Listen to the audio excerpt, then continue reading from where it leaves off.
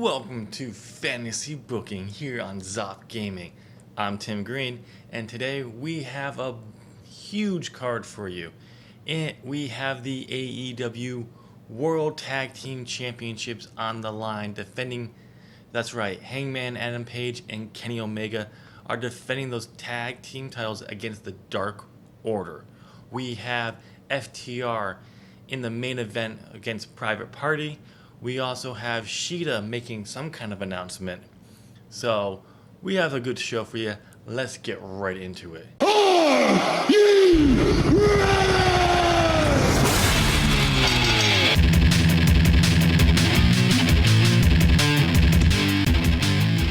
Alright, we are kicking off with the AEW World Tag Team Championships in a good match that had Page and Omega defeat the Dark Order in 15 minutes and 18 seconds when Hangman Page defeated Steve Garrison by pinfall after the Buckshot Lariat V-Trigger combo. This makes their first technical defense in my Total Extreme Wrestling game, which is weird. We know they've all defended it, but oh well. Just a little storyline elements. Hangman Page was late to the game. He did not start this match out, and he came through partway through the match. And as expected, Omega was heads and shoulders above everyone else, and Hangman Page was apparently the weak link, struggling to keep up with everyone else's in-ring performance. Speaking of performances, we had Kenny Omega, who had an 85 in-ring performance. Hangman Page, 51. Ooh. We had Stu Garrison, who had a 63, as Evil Uno had a 69. Those are some really good in-ring performances. And this did advance the Elite Fracture storyline and gain some heat, which is awesome. But in overall, this matchup got a 65. Pretty good. I wish it was a little bit higher.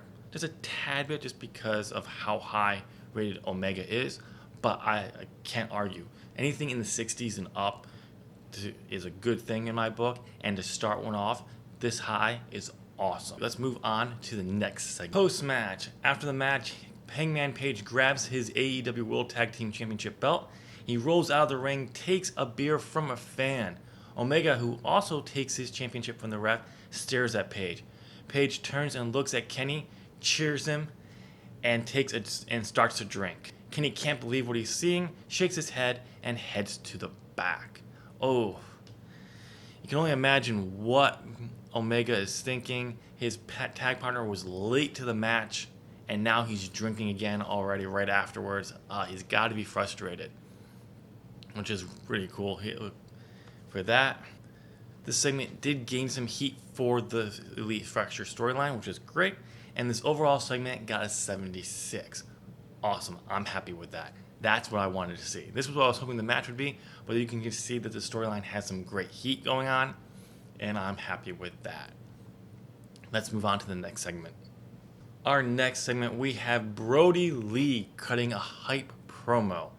Now, this is something I'm trying in the game because if you're not familiar with Total Extreme Wrestling, you have little promos, like they call them hype, as templates. Basically, you just put in there, it's like about 1 minute in-game time to hype up a star. And since I'm not using the Dark Order in this area of time between Double or Nothing and Fighter Fest, because I'm kind of building towards what I'm going to be using them for, I didn't want people to forget about him. So I just decided I would test this thing, how well it did, if it will gain him at least a boost in popularity. And I'm going to be doing this with a few stars overall going forward, just to test it, but also that I will try to actually have some kind of promo in these because it will be better for them. But if I can't, I'm just going to do the hype thing. I'll just type what you see here.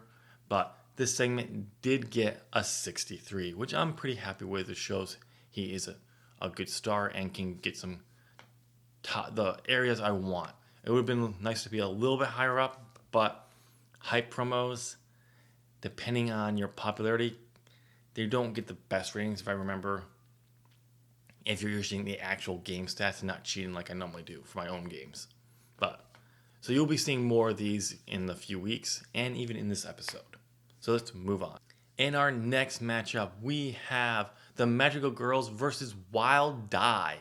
And in a match that had decent wrestling but didn't get much heat, Wild Die defeated the Magical Girls in 14 minutes and 56 seconds. The finish came when Zaya Brookside defeated Yuka Sakazaki by pinfall with a fast roll-up. Candy Floss was the weak link here and struggled to keep up with everyone else, which from what I understand, she's still relatively green. In this matchup, we had Candy Floss and Zaya Brookside show excellent chemistry together as a team. The overall ratings, in-ring performances for everyone involved was Yuka Sakazaki had a 63, Riho a 70, not surprised. Zaya Brookside got a 63 herself, and Candy Floss had an in-ring performance of 53, which actually is not that bad. I actually was kind of surprised. It says it was usually when you get this in the game where below everyone else, it's a big gap, not just by 10. And this road to the AEW World Tag Team Championship storyline was advanced and gained some heat here, which is always good. Overall rating of this match being a 63. Happy with that. We've had some great little segments, the first 4 in the top rating area like I like to see, which is good because I know there's some ratings coming down the line that are not as good as I want them to. We have a hype promo by B. Priestley, Priscilla Kelly. They cut a promo hyping themselves up, as you can see right here. Nothing really big, just again, trying this hype out thing up. This is one of the tag teams in the women's tag division with Raving Goths. And we got a 41, there's a 41 overall rating for this hype promo. Yeah, I wish this was higher. I can't say I'm not happy with it, just because I know I have to build them up. And B. Priestley is probably one of the underutilized women in AEW, so I can't blame the game for putting her at a lower rating when she should be used more. I wish this was higher. I'm not necessarily happy, but I can't say it should be higher. But again, so we're moving on. Our next matchup, we have Brian Cage taking on Joey Janella. In a bout that had good heat and decent wrestling, Brian Cage defeated Joey Janella in 7 minutes and 38 seconds by pinfall, obviously. Won with a flying elbow drop, okay. During the matchup, we had Darby Allin come down and distract Cage, but it did not affect him taking the win. They're slowly building up that feud between them that's growing, as well as preparing for Darby's world title shot at Fyter Fest against Jon Moxley. Brian Cage had a performance rating of a 71, and Joey Janela had a performance rating of 73. This did advance Taz and Brian Cage versus Darby Allin storyline, but it did not advance any heat, did not get any heat, unfortunately. This led to an overall rating of 60, which I'm happy with. I think this probably would have been a little bit higher if I had someone a little bit higher rated in-ring performance than Joey Janela, or a little bit more popular than Joey Janela. But overall, I think this was a good rating. Can't push it too. So let's move on. Backstage, we see Cody laid out, bleeding from the back of his head. David Starr hurries over. David Starr, Cody, are you okay? What happened? I need help. David helps him up. It's supposed to be helps him up into a sitting position. Cody groans in pain. David Starr, who did this to you? Nick Jackson and Kenny Omega come running. Kenny Omega, what happened? I don't know. I found him like this. Nick Jackson, Cody, who did this? Cody, I don't know. I didn't see him. Cody tries to stand, but David, Nick, and Kenny all stop him. David, you need to stay still. Cody, I have a TNT Championship defense tonight. Kenny Omega, no, you need to get checked out. Progressing into this Open Challenge Championship, I know I'm kind of violating my own rules and how I don't like it when someone says we're going to do it every week and we don't. I also got to be building stories around this championship to help build it, and I wanted to do a mystery attack. I think Cody did do well improvising throughout the segment. Dave Starr did not do well going off script, which it was good to know if I was going to be using in the future because of what happened and the allegations out there. Nick Jackson improvised well. Kenny did a masterful job improvising. David Starr looked lost, which makes sense. And this did gain the TNT Open Challenge storyline, advanced and gained heat, which is always good, which led to the segment getting a 78, which is awesome. I would be shocked if this got lower with all the star power in here. So I'm happy with this. Moving on. Our next matchup is Tessa Blanchard taking on Nyla Rose. Kind of paying off that last episode where Nyla wanted to basically ask for another title shot, and Tessa interrupted her when we had that closeout of the show with 4 women in there facing off. In this match, there was decent wrestling. Tessa Blanchard and Nyla Rose went to a double countout at 12 minutes and 59 seconds. The in-ring performances here, Tessa Blanchard had a 71, Nyla had an in-ring performance of 52, and this continued to advance the story of the rise of the women's division.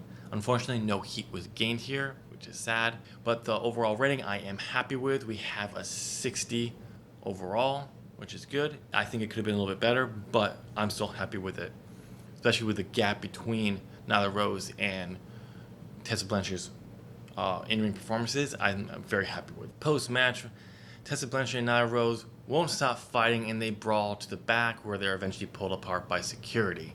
Yep, if I'm going to have a double countout, I better have a reason, and what better than a brawl to the back to help emphasize this. And unfortunately, it didn't do as much as well as I thought it would in the segment, because overall it got 1 point higher, 61 for this segment. Gotta take what you can get, and we're still outside that one hype video that was in the 40s.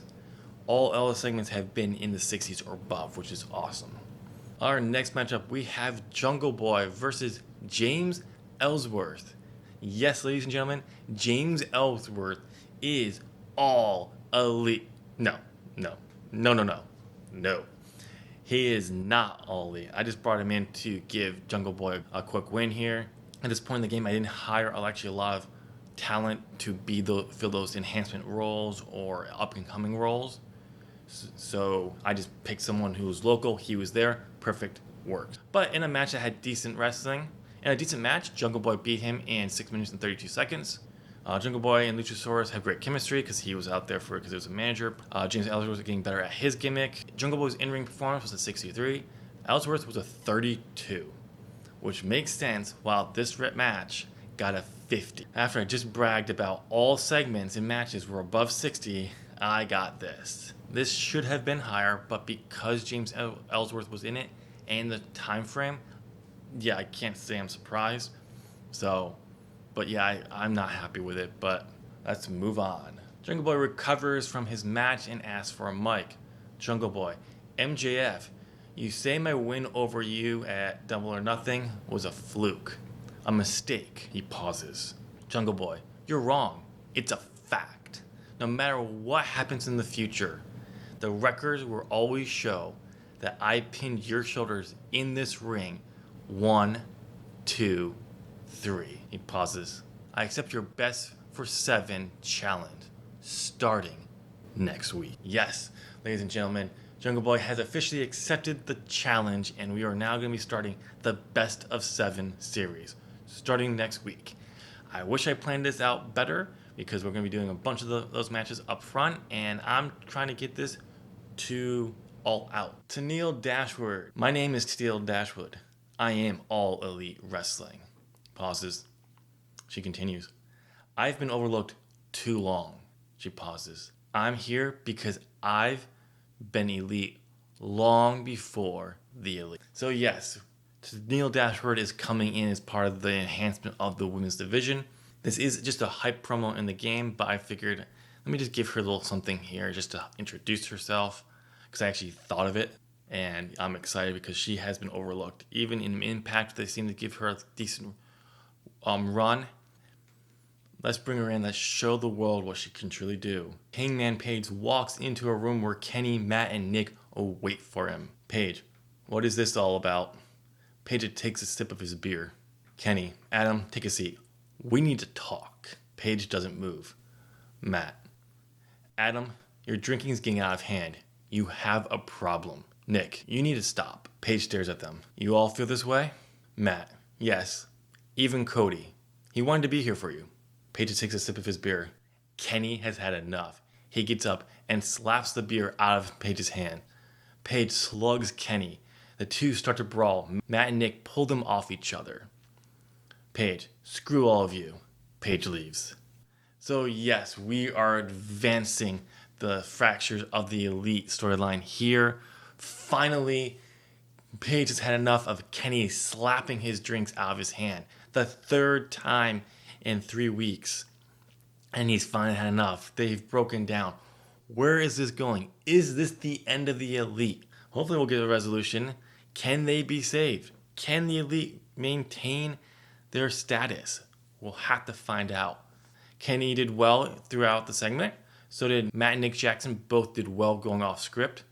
Paige did a very poor job being off script, which is weird because other times he does well, so I don't know on that. And as always, this did advance the storyline, but unfortunately did not gain any more heat. I don't know why, but I'm not happy with that. It should have, because I think should had more than enough. And overall, I am happy with the segment because it got a 72. Yes, I do believe this should have been higher, but I'll take it. It's another one up there in all these segments. I'm doing pretty well with higher segments other than the 2 that were below a 60. Back in the ring, Hikaru Shida comes to the ring and grabs the mic. Shida, I am holding an open challenge tonight for anyone who wants an AEW World Women's Championship match. She pauses as she and everyone waits to see who will accept her challenge. Levy Bates' music hits and she comes out. She enters the ring. Shh. I accept. So we have Levy Bates challenging for the AEW Women's Championship. She doesn't deserve it. She does not have a good win-loss record, but she was offering an open challenge and she took advantage. So this matchup did nothing really for anything. He got a 47, which I'm not surprised. Levy Bates is very low on the totem pole. So let's move on to the match. In an extremely short matchup, Hikaru Shida defeats Levy Bates in 4 minutes and 50 seconds by pinfall by some Japanese words that I would butcher if I tried. So I'm not going to. This makes her first AEW Women's Championship defense. Yeah, that makes sense. She just won it. So I'm okay with that. The in-ring performances, Hikaru Shida had a 58. Levy Bates had a 44, which actually isn't too bad. She thought she was going to be lower, but I keep forgetting. It's just her popularity in this game is low, but her in-ring skill is better. So it's just kind of building her up in that element. The matchup overall rating was a 55, higher than what we just had for the segment, which is I'm happy for. And we'll hopefully get the women's division to get some higher ratings going forward. But I'll take what I can get when I have a women's matchup because we have so many unknowns. Mercedes Banks is watching from the crowd. She can't take it any longer. She hops the barricade, grabs a mic from Justin Roberts. Mercedes Banks. All I hear is AEW is the best, is elite. She pauses. Mercedes, please. Pauses again. Mercedes Banks. It will be. Starting next week. Why? Because I will be making my Dynamite debut. Once again, pause. And I may or may not have a friend with me. So finally, after all these weeks since she showed up at Double or Nothing, we're getting Mercedes Banks in the ring next week on Dynamite. And she's teasing she may have a friend. Who could this friend be? Let me know down in the comment section who you think this friend could be. Is it someone we know? Is it someone we don't? Or is she just lying? Only time will tell, folks. But this segment did very well. I'm very pleased, which just shows you how good Mercedes Banks is. She did a tremendous job of being off script and handling the crowd with this promo, which I expect nothing less from Mercedes. We got a 76, one of the highest ratings of the show, so I am happy with it going forward. And I can't wait to see her next matchup, her first matchup in Dynamite. In the main event, we have FTR going against Private Party. Match that had great wrestling, decent heat from the crowd. FTR defeated Private Party in 13 minutes and 5 seconds. Hardwood defeated Mark Queen by pinfall after the Shatter Machine. In terms of in-ring work, Cash Wheeler's was ahead above everyone else. Both teams showed great chemistry here, which is always I expect. And in-ring performances, we had Cash at a 90, which is awesome. Dax at a 78, which is surprising because he should be higher up because he is awesome in the ring. Isaiah Cassidy was a 55 and Mark Quinn was a 62, so there's a big difference between them. So, but good overall, this match got a 70, which I am happy with. I do wish it was a tad bit higher. I wish it was a little bit higher, just a little bit, but I'm fantastic. It was in the 70s. If it was in the high 60s, I would have been disappointed for sure, but 70, I'll take it. It ends the show on a high note. Not necessarily as high as the beginning, but still high. FTR celebrates their win in the ring. The Young Bucks come out on the stage looking disappointed. Dax has enough. He grabs a mic.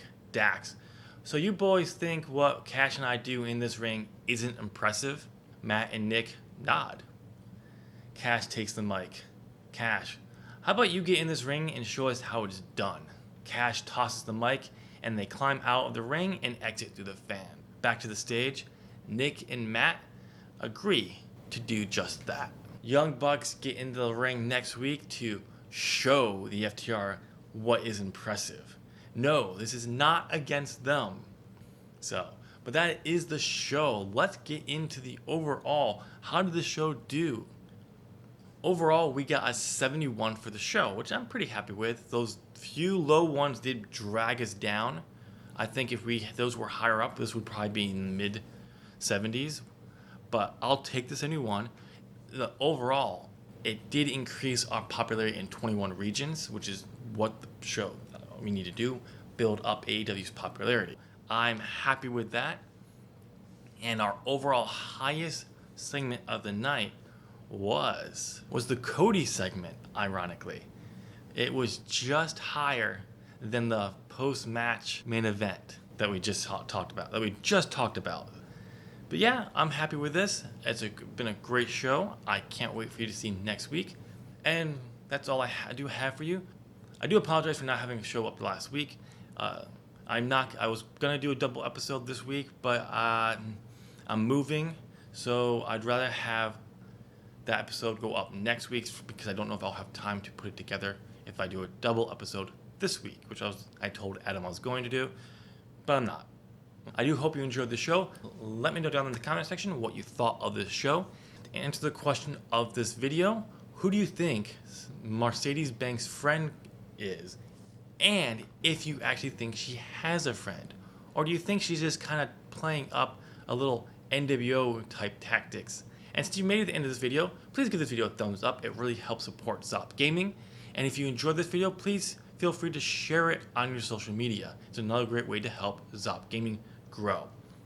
Since this button is right next to that thumbs up and you're clearly going to give us one, please hit that subscribe button, ring that bell, and turn on all notifications so you know when all fantasy booking and other Zop content go live. Thank you again for watching this episode of Fantasy Booking.